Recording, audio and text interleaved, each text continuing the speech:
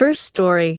My wife admitted she cheated on me with her National Guard buddy. I have known my wife for about 15 years now, dated for the middle 5 of those, and have been married for the last 5 years.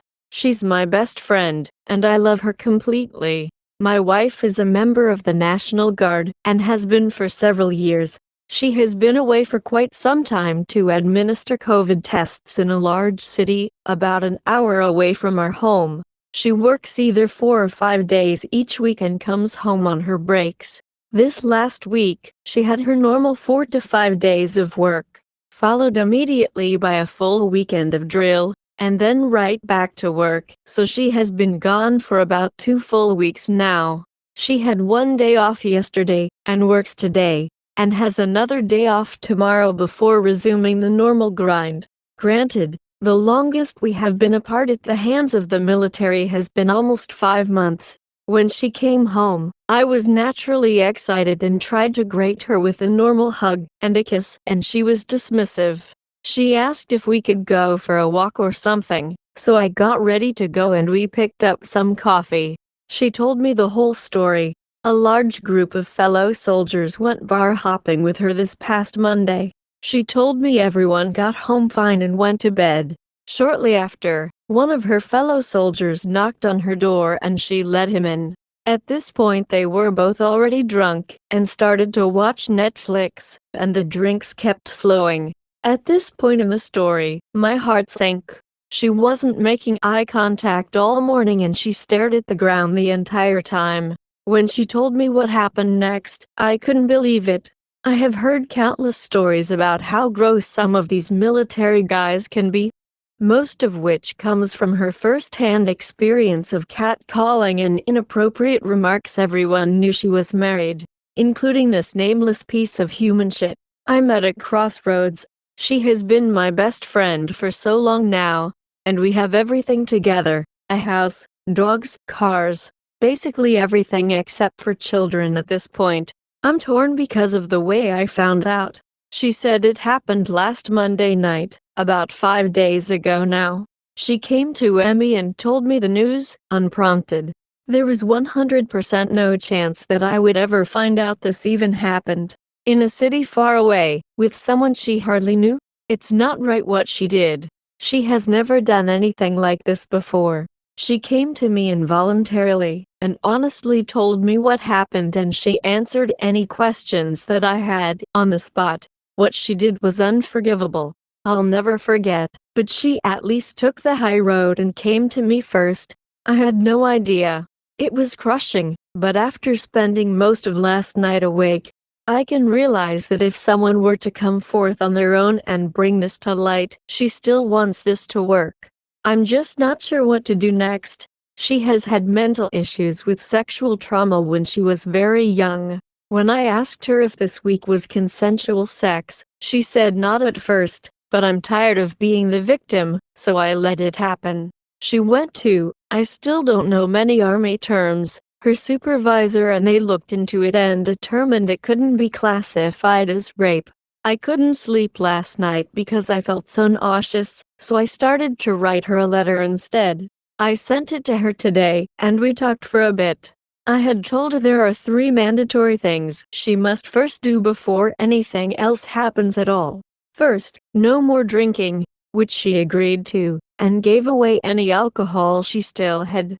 My argument boiled down to, if that's what brought you there, why go back? Second, an STD test. She doesn't know this guy. I don't know this guy. It's not worth the risk, and it's easily performed. Lastly, the military has counseling and therapy services for service people, and they even have a specially designed course for spouses going through any type of issues, including infidelity. This whole thing doesn't seem real. She has been dealing with this since last Monday, and hasn't had a meal since. I can feel the remorse, and can tell she has lost weight. We both feel gross, and after 2 weeks of not seeing her, then this, followed by another week of her being away, I feel more alone than ever. At the end of the day, no matter what happens, I want the best for both of us. I have been feeling the full swing of emotions: shame, anger, guilt, sadness, anxiety, and frustration. I recognize there is an issue here, and what I want is to solve it, whether we stay together or not. I care for her a lot, and no matter what, I just want us both to be happy, whatever that means. I'm trying to be objective, but it's the most emotionally charged issue I have been personally involved in. I'm looking for advice here, anonymously. I am too embarrassed to tell my friends or family, and at this point, only me, her, the guy and both of their army supervisors know. I asked her what her definition of Netflix and chill meant. She didn't respond, but looked at the floor. It was someone who she trusted. I have learned that most people that take advantage of others in this situation are people that person trusts.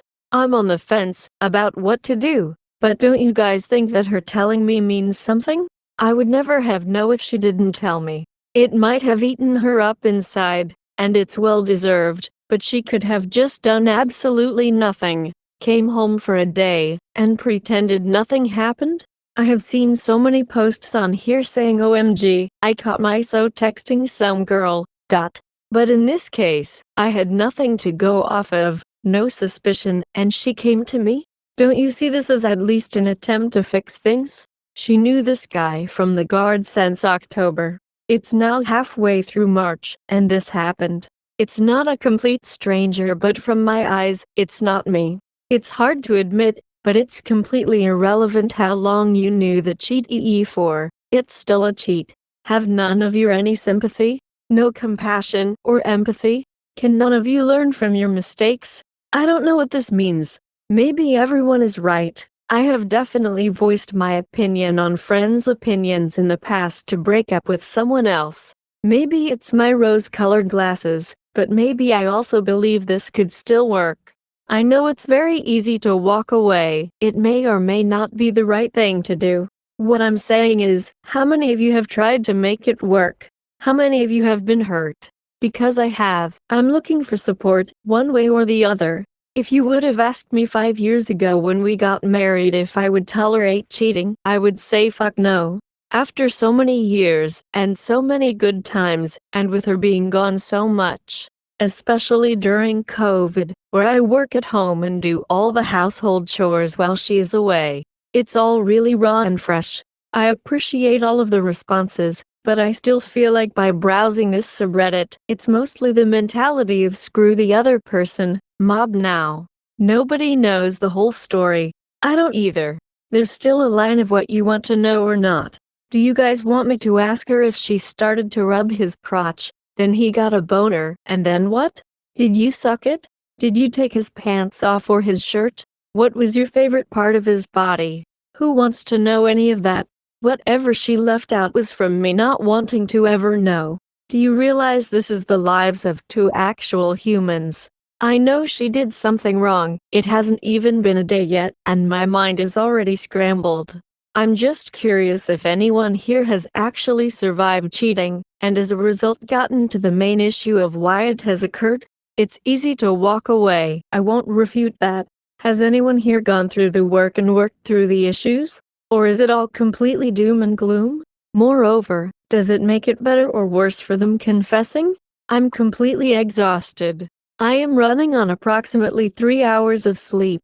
I took our dogs for a walk. I spent an hour and a half on the phone with a military psychologist. I'm drained. I have nothing left. I haven't eaten all day, and at this point, I'm perfectly fine with going to bed at 5 p.m. One piece of advice I was given over the phone was to call a close friend for support and to try and not be alone. I reached out to my best friend and he came over right away, and I confided in him and he gave me advice. We talked for a good amount of time about it and we spent the rest of the night playing video games together. He's a smart guy and I valued his input. We spent all of today doing the same and watched a bunch of YouTube videos and didn't talk about her infidelity at all. Just before he was about to leave, my wife started messaging me and checking to see how I am doing. We are still texting back and forth as I am typing this. She is answering all of my questions.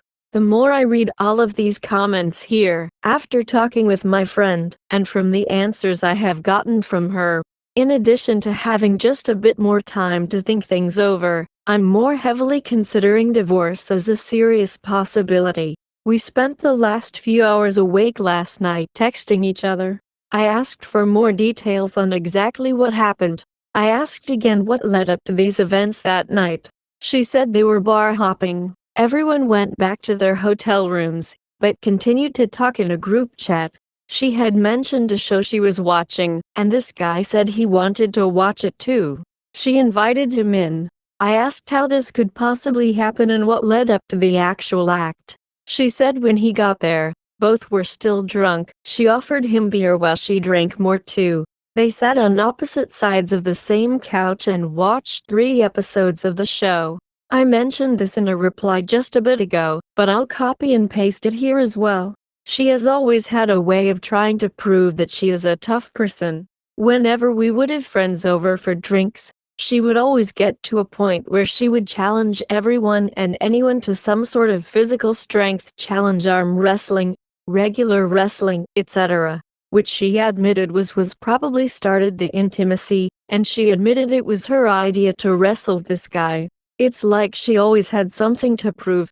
She was never like that before the guard, and I can tell it has changed her personality quite a bit. So after about the 3rd episode, she challenged him to wrestling. She said after a while, he kissed her. One thing led to another. I asked why she didn't stop him and she replied by saying she at first, maybe that's why they wrestled, but they were 2 separate things. I'm not sure what that means, and I don't know if she does either. No matter what, this reinstills that this was completely consensual. When she came home, she did have visible bruises on her face and back as well as a fat lip and a slight black eye.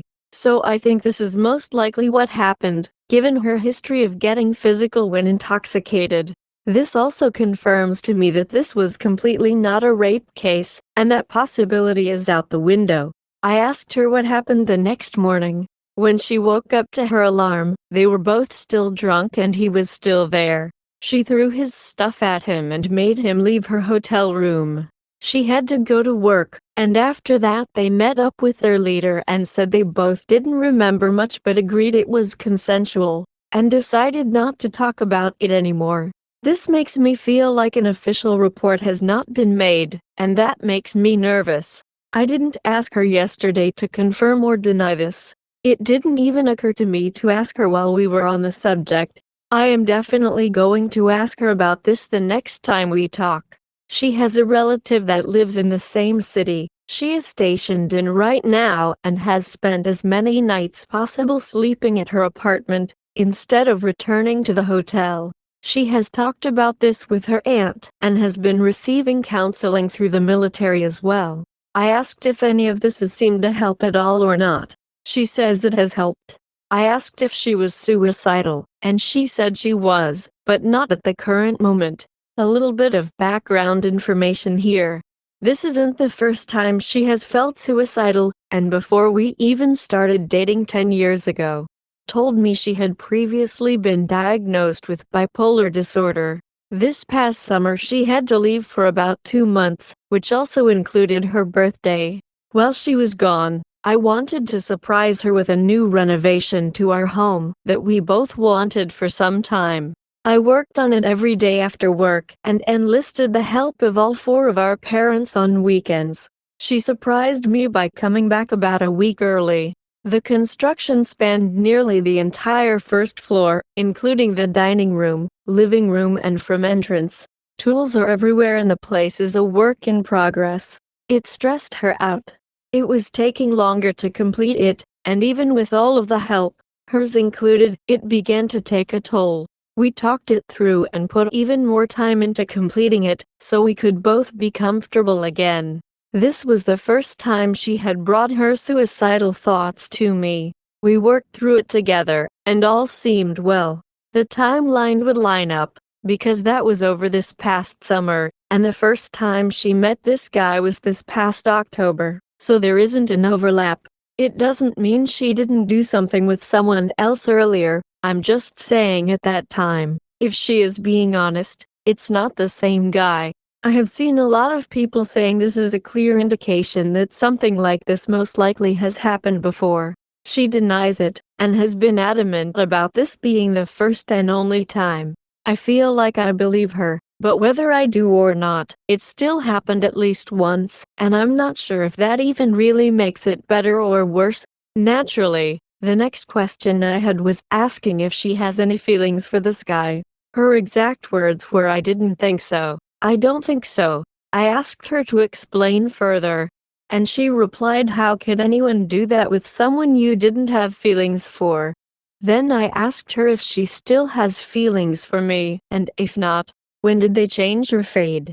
Her response was, "That's one of the things I am working on." Honestly, this paragraph was the thing that hurt me the most. The reason she said these things, in her words, were that if you truly love somebody and you do this to them, do you really love that person? Or do you love this new person instead? What does that say about what your true feelings are? In a way, I think I understand the sentiment and the rationale behind it. Later in our conversation last night, she said she was pretty positive she doesn't have feelings for him, but that's why she doesn't know why she did what she did. I am taking time off of work and my boss has been very supportive. I plan on spending my day today taking my dog for another walk. Then I'm going to go to the bookstore and pick up a few book recommendations I have received through private messages and chats from this subreddit. I really appreciate everyone here for taking the time and letting me vent. The anonymous third-party support is something I think I really need right now, in addition to the support from my friends and family that know us on a personal level. I want to thank all of you for the support, kind messages, and brutal honesty. Update. At this point, I realize I am coming across as defending her.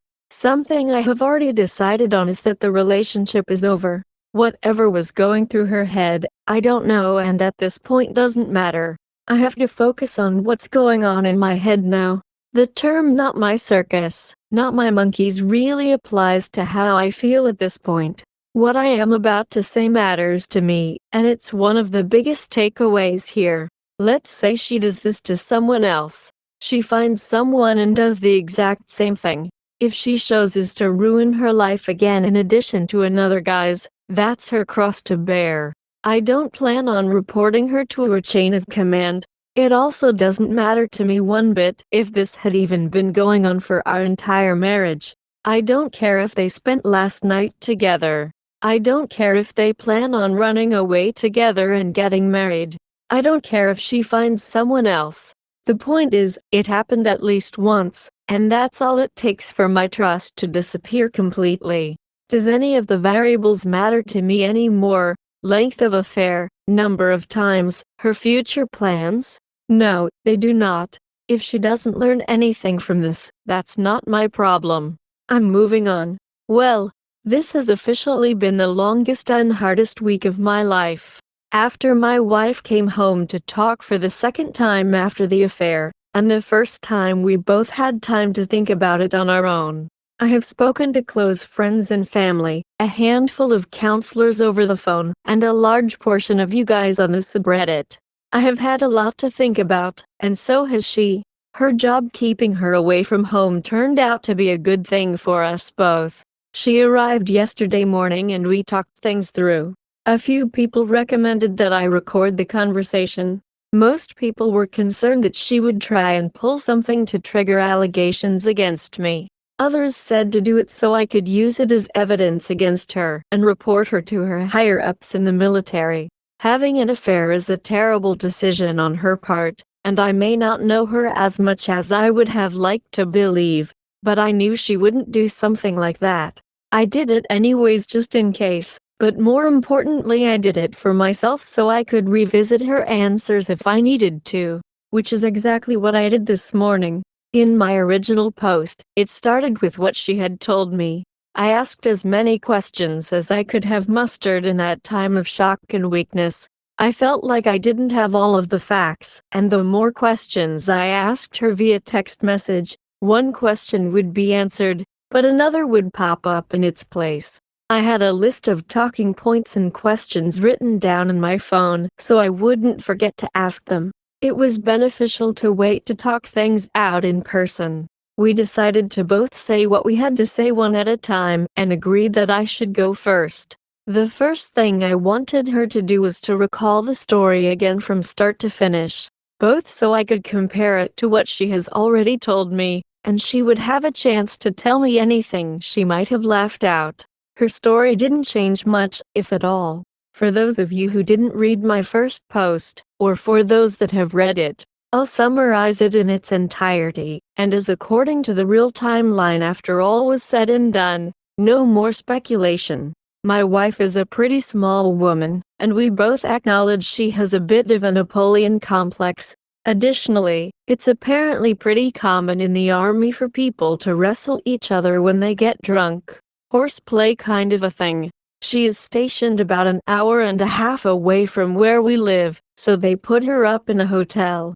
On a Monday night, she and a group of other soldiers went out bar hopping together. Once everyone was drunk and the night was over, everyone went back to their hotel rooms for the night.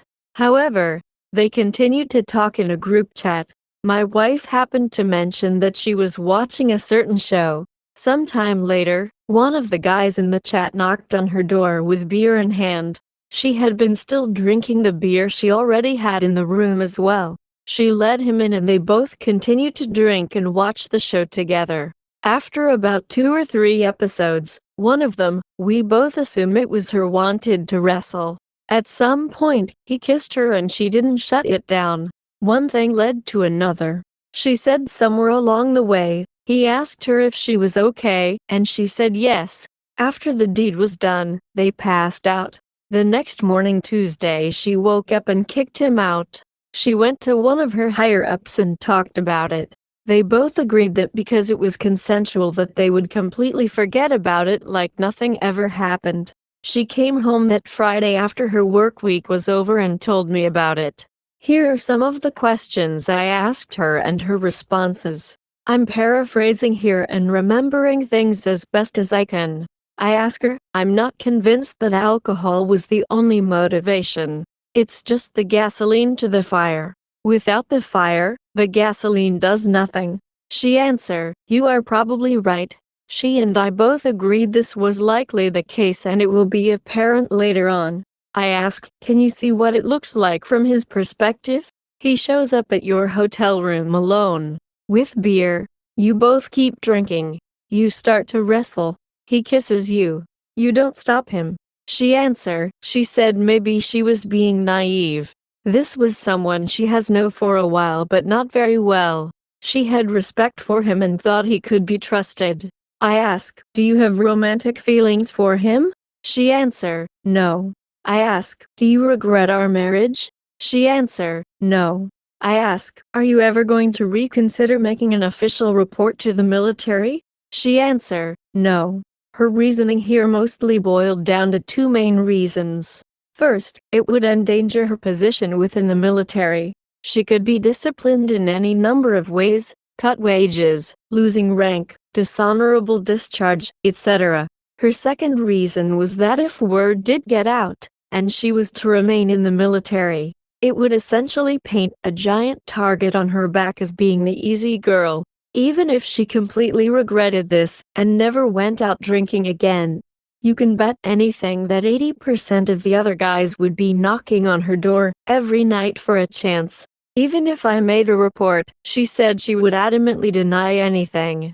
I ask, why did you even decide to tell me? You could have kept the whole thing a secret, and I would have never known. She answered, because I wanted you to know. The military strongly urged me not to tell my husband a thing because it would only complicate things. On top of that, the guilt would eat her up on the inside. I ask, at one point months before this, she said she felt trapped because she has gone all of the time and relies on me to take care of the house, pets, finances, etc. Do you still feel trapped? She answered, that might be a part of it. Yes. Afterwards, she told me what was on her mind and asked me a few questions as well. We both have issues with communication and have talked about it in the past.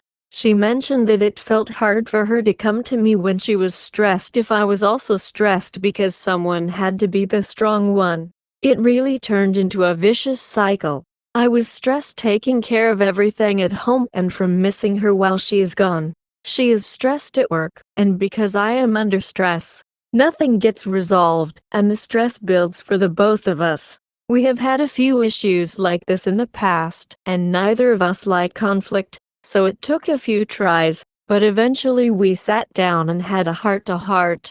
I thought we were past it, but it still bothered her a great deal. Because of all the stress and the physical separation, she felt there was never a good time to bring it back up. Even if she came back for a weekend between jobs, she would just have to leave again, and even though we would be on better terms, we would still not be together. The both of us knew that she loves dogs. I love dogs, but she loves dogs. I told her near the start of our relationship that my perfect number of dogs is 2. Dog fights make me extremely anxious. I have had stitches in my hand from trying to stop a fight. Lesson learned. And when you add more to the pack, the dynamic changes and fights are inevitable. At the time, it was enough for her. Eventually she wanted more. She fell in love with Alaskan Malamutes and purchased a few different sleds to realize a new dream of having her own sled team. We wanted different things. It happened 3 times. At one point, we had a maximum of 5 dogs living in our house, and we needed to keep them separated into 2 different groups and could not let them mix because of behavior issues. I didn't want to live in a house where I have to be super careful to make sure all of the doors are shut at the risk of taking an emergency trip to the vet. She didn't want to live in a house with an incomplete sled team. At the end of the day, I loved each and every one of them, and I don't regret having them. Maybe she was the push I needed to discover if I really didn't want more than just 2 dogs. Anyways, people say you're not supposed to have favorites, but we both did. Earlier this year, we had to rehome her favorite because she wouldn't stop initiating fights. A few months later, my favorite died at just 3 years old suddenly over the course of a few days. Both were really rough on both of us. We were even going to get matching memorial tattoos for the one that passed away. At the end of the conversation, we both came to the agreement that a divorce was the only real option here. After talking it through, we had concluded that this affair was completely consensual, and was her way of crying for help to get out of a relationship she was not happy with. She didn't know how to end it herself, and when the opportunity presented itself, she took her one-way ticket out of the relationship. However, we agreed that the way she handled it was neither the right nor the appropriate thing to do. The relationship should have ended when the thought first entered her mind due to the lack of communication, whether either of us realized it at the time or not. The affair doesn't fix anything, but it did put things into an extreme perspective for the both of us. She made it very clear that she was the villain in this situation, and she handled things poorly. Another point that was very important, and I mentioned it in my original post, was that we started dating as soon as we were both out of high school, over 10 years ago. I had dated another girl before her for just under a month, but wasn't feeling it, so I broke it off. Other than that 1 month, she is the only person I have ever been with, including intimately. The time frame from finishing high school to 10 years later are huge years of your life. It's a time to discover who you are as a person, to go out and discover things that you like or things that you don't like. Instead of jumping into our own lives, we jumped into each other's. That being said, neither of us regret meeting, being friends, dating, getting married, or the marriage itself. We both loved each other greatly and cared deeply. I remembered hearing somewhere the key to finding the right person you want to marry is to find someone who is your best friend, that you also want to have sex with. That description really did apply to us. We just never got the time to learn to really love ourselves first, and get to know who we really are and what's important to us individually. This past year has been really tough on the both of us. COVID-19 is affecting everyone, and has been this whole time. We started the pandemic by both being unemployed temporarily. We lost two of our dogs within months of each other. She has been away from home 80% of the time. I have been home alone, stuck in the house under quarantine. If the past 12 months were a cake, it would be made completely out of shit. Infidelity is just the cherry on top. There is no way I would be able to look past the infidelity. And there is no way she would be happy not feeling free to chase her dreams without the fear of resenting her. She always felt like she was dragging me along with whatever she wanted to do, and resentment was inevitable if it continued much longer. We both felt like she was making large life decisions that I wasn't sure if I wanted or not. That's not sustainable for either of us. So the plan now is that she has already rehomed the latest dog we were fostering and has plans for a friend to come move her 200+ gallon fish tank out of our dining room. She said I can have everything. The house, the cars, the other two dogs. I don't need two cars, so I said she can have one.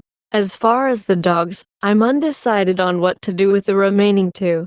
She's making decent money now that she is active duty and has the chance to save up for an apartment of her own whenever her deployment ends. Because of the size of our dogs, 80 lbs is the lightest. It will be extremely difficult to have her take the remaining two dogs with her, or even just one. They can stay at the house with me indefinitely. At this point, I have been home alone with them for so long that nothing much will change. I'm not sure if I want to keep them or not because of two reasons. First, it's more responsibility for me. One of her civilian jobs was a dog groomer, so she took care of that side of things, baths, nail clippings, brushing their teeth, etc. We even have a full dog washing station in our basement. I know this sounds trivial, but imagine you were divorced by a professional chef. Wouldn't you think about them every time you made a meal yourself? The second reason I'm not sure if I would want to keep them is because it might still remind me of the two of us. I love these dogs to bits, but I feel like I would all too often find myself saying our dogs instead of my dogs, if you catch my drift. Arrangements have been made for both of our remaining dogs in the case that I don't want to keep either both. There is no time crunch or rush to make a decision on my part. This is weighing heavily on my mind at the moment and, in my opinion, is the most important thing to think about. We have at least 3 potential homes for both dogs lined up already who are all eager to adopt them at the drop of a hat. As far as reporting her to her higher command, I have no plans of doing so. It feels like our marriage has run its course, and we are both hurt greatly. I wish her no additional harm. I don't want to ruin her life. She may have ruined our lives together, but she might have saved them individually. Not only that, but there are really only 3 possible outcomes if I made a complaint. Keep in mind, I'm the only person with a motive to call it in. So no matter which outcome, she would always know it was me. Nothing happens, they don't investigate, and the situation is the same. She gets a slap on the wrist and everything becomes public. However, now everyone views her as a human target for easy sex. I don't want to put her at any more risk. I'm serious though. Really think about this one. Would you be able to sleep at night if you knew you were putting anyone at a higher risk for being sexually assaulted? For any reason? She gets kicked out of the military with a dishonorable discharge and has to couch surf indefinitely, while having a permanent black mark on her record almost to the equivalency of a felony. Most of the people here were very helpful.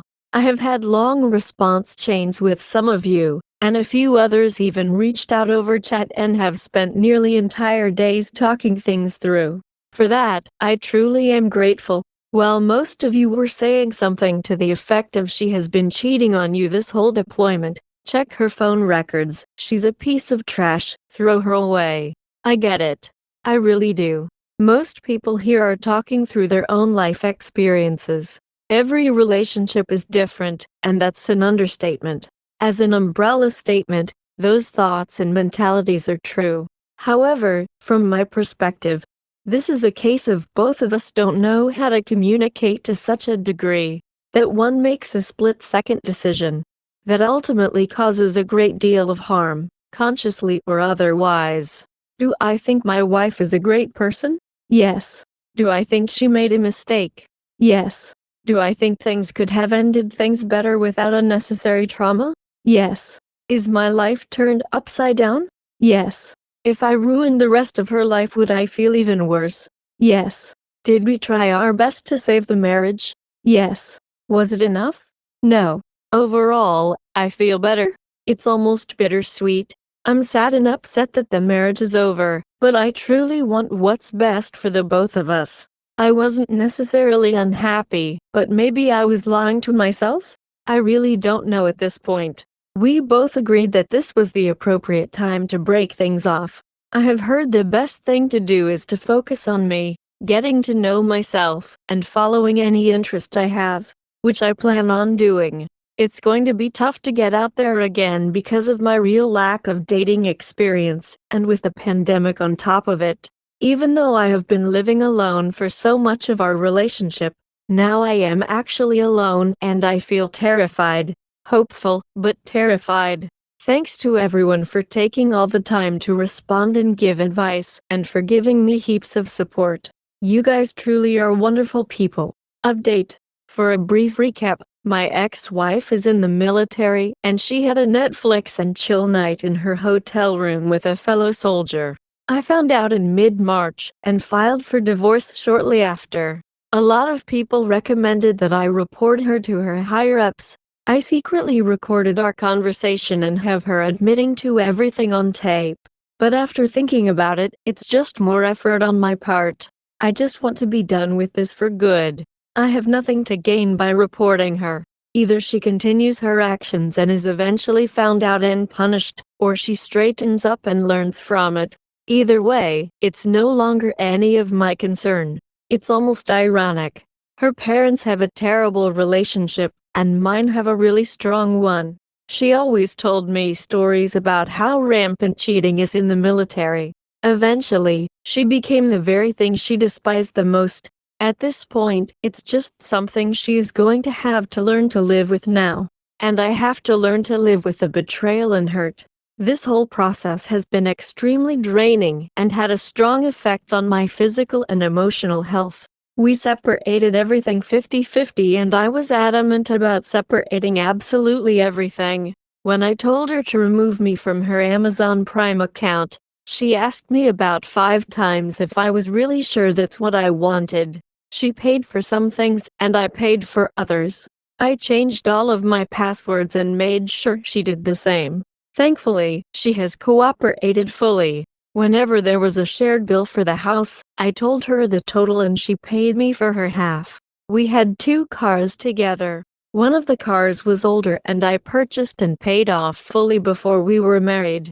The other was a much newer car we purchased together and still had a loan on it under my name.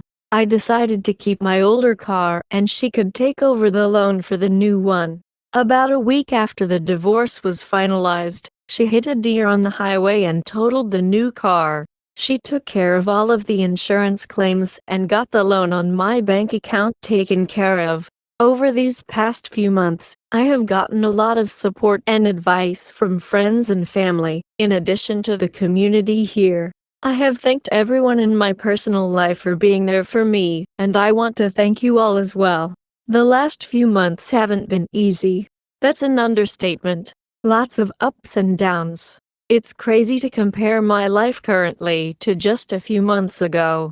I no longer own a house, have any dogs, a wife, nor the person I thought was my best friend. On the other hand, just 3 days ago today I got my check for selling the house, and later that same day got myself a more reliable vehicle. Went from a 2007 model to a 2016. The very next day after that, I signed a lease for a very nice apartment in an attractive city within my state that will actually put me closer to my hometown as well as my work.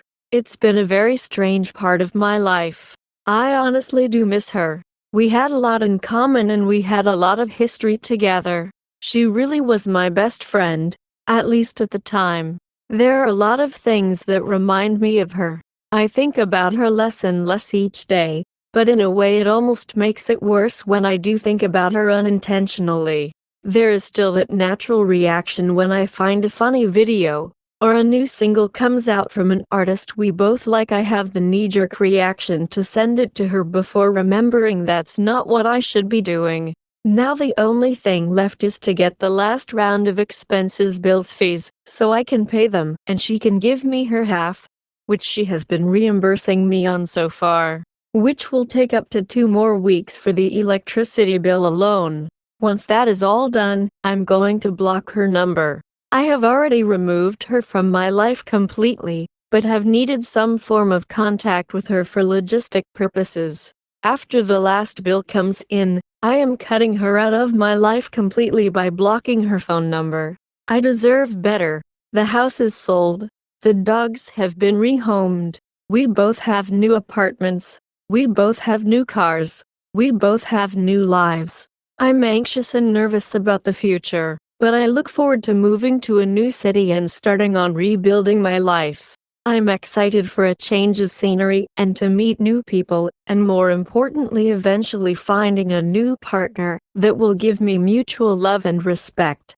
Update. A few years later. What I've learned. First off, I want to once again thank this channel for being so supportive. The friends and family in my life are amazing, and I couldn't have gotten through this without them. But this community has given me some amazing real steps to follow, and in tandem with communities in real life was the winning combination. Personally speaking, thank you all. Seriously, thank you. I was a scattered mess and vented a ton, so here's the summary. We met really young, and as a result was the only real relationship I'd ever had, and were together for just under 10 years. Roughly half of which was spent married. Halfway through the marriage itself, she wanted to join the military. Once COVID hit, she got stationed in the largest city in our state for handing out tests for about 1 week. When she came back, she confessed to having an affair with a fellow soldier. I divorced her within the week. At the time I was 23 when we were married and 28 when we divorced, and she was a year older. Now for the main course. A lot has changed in my life, in almost every capacity, for the better. My overall physical and mental health have been at an all-time high. One of the changes I've made is regularly going for walks, which has really helped me focus on my thoughts more clearly. During my walk yesterday, my train of thought led me back to this subreddit. I used to let her infidelity affect my thoughts daily, which now feels like an entire lifetime away. That being said, it felt like the right time to revisit Hira and pass on some encouraging words to others. Things get better. Life gets better. You will get better. Going through this process has taught me a lot. Not only about the process itself, but it taught me a lot about myself along the way. The time between finalizing the divorce and deciding to get back into the dating scene for me was about a year. It didn't take too long to find someone new. We hit it off, dated for about 2 years, and have been single now for almost a year after that ended. Looking back on that relationship, it should have lasted about half that time. There's a pattern I'm beginning to recognize. I tend to try and make a relationship work at any cost, even at my own expense or personal happiness. I'm no longer angry at my ex-wife for cheating. I do not understand it, I do not condone it, but I can accept it, learn from it, and most importantly, move on from it. One of the best recommendations often made on this subreddit is to read Leave a Cheater, Gain a Life, The Chump Lady's Survival Guide by Tracy Shorn. So much ground is covered in this book in a relatable tone, as if it were coming straight from your best friend's mouth. Super easy read, puts a lot into perspective, and was immensely helpful tool to make me feel more sane, grounded, and not alone. When I started reading it, one of my intentions was to highlight parts that resonated with me, and then mail the book to my ex so she knows exactly how she made me feel. It didn't take very far into reading, however, to stop doing that because basically an entire page would be highlighted, and I quickly stopped caring about her feelings at all. Having to survive infidelity is unfortunate, but fortunately the path to recovery has been well documented and most likely won't change. There are resources out there for you. Reach out to friends and family. Get more involved in your community. Take care of yourself, exercise, socialize, stay as positive as possible. All of this is easier said than done, I get that. In a lot of ways, it's similar to losing weight. Both have no-brainer solutions that we all already know how to fix. Eat less and move more is to losing weight as staying positive and move on is to surviving infidelity. It's hard work, yes, but in a lot of ways, you already know it has to be done. It's all about having the motivation to want something better for yourself. For me, this was the hardest part, but once this changed for me, the rest fell into place. If you're reading this, I'm sorry you're here, but you're in good hands. This is just the beginning of getting better. For lack of better words, I'm glad you're here. Things will get better. Maybe not today, maybe not next week, but eventually. Don't ever let someone's lack of love for you overshadow the real love that so many others already have for you.